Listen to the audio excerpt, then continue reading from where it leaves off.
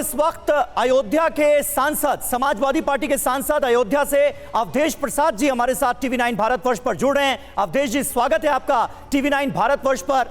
ये आपके संसदीय क्षेत्र से कैसी तस्वीरें सामने आ रही हैं अवधेश जी?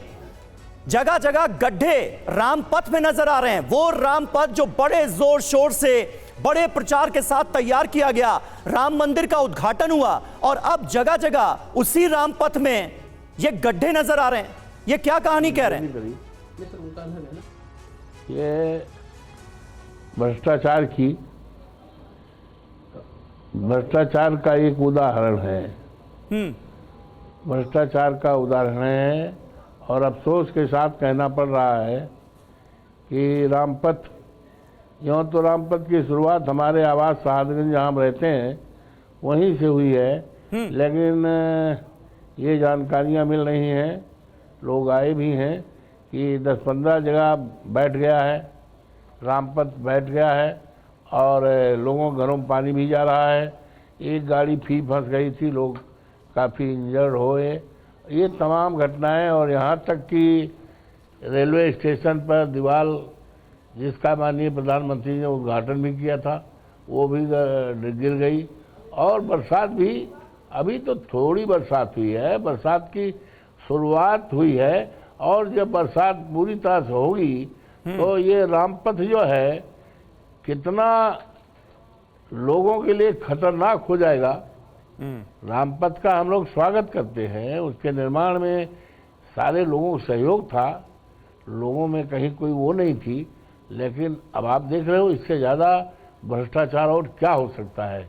जो राम के नाम पर पथ बना हो उसमें भी भ्रष्टाचार दिखाई पड़े, और भ्रष्टाचार अपने आप इस बात का है कि थोड़ी ही पानी बरसने में सड़कें ढह गई हैं। ये सारे तो आप कह रहे हैं कि भ्रष्टाचार हुआ है। 30 तारीख को फैजाबाद जा रहा हूँ और ये देखूंगा और इस पर जो है बहुत ही प्रभावी कार्रवाई की मांग करूंगा। ठीक है, आप कार्रवाई की मांग कर रहे हैं, लेकिन बतौर अयोध्या के सांसद सरकार से, चूंकि दावा यही है कि डबल इंजन की सरकार है उत्तर प्रदेश में, राज्य सरकार से, केंद्र सरकार से आप अपनी तरफ से क्या कहना चाहेंगे?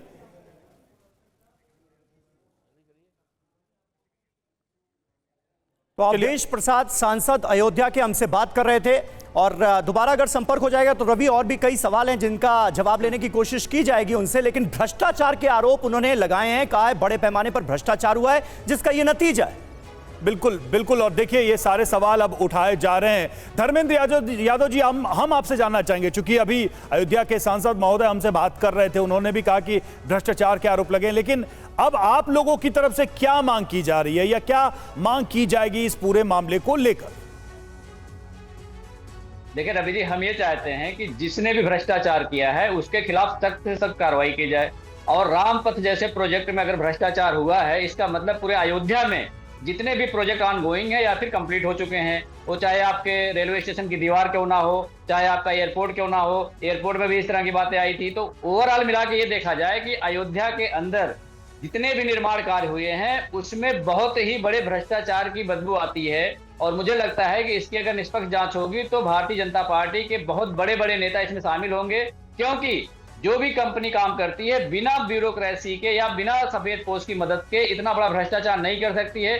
पूरा दुनिया जानता था कि रामपथ को पूरा देश देखेगा, पूरी दुनिया देखेगी, अगर उसमें भ्रष्टाचार कर रहे हैं इसका मतलब कहीं ना कहीं बहुत बड़ा राजनीतिक संरक्षण है, और वो संरक्षण भारतीय जनता पार्टी की तरफ से कंपनी वालों को दिया जा रहा है। इसकी जांच हो जानी चाहिए।